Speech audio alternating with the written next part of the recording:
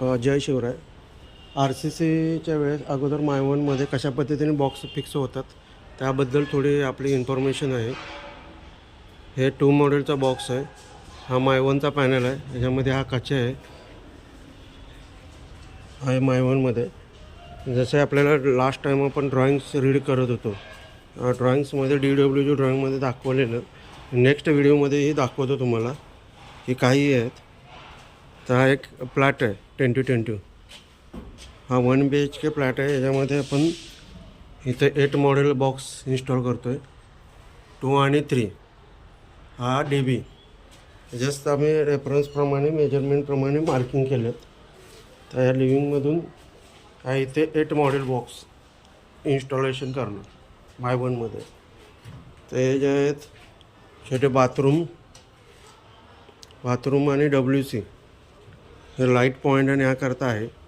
हे 2 मॉडेलचे ॲड्रेसिंग केलेले आहेत आपण. ह्यामध्ये हा गिझरसाठी एक पॉईंट आहे. हा जो आहे बेल लाईट पॉईंट सेम असा प्रत्येक ठिकाणी हा बेलसाठी आहे.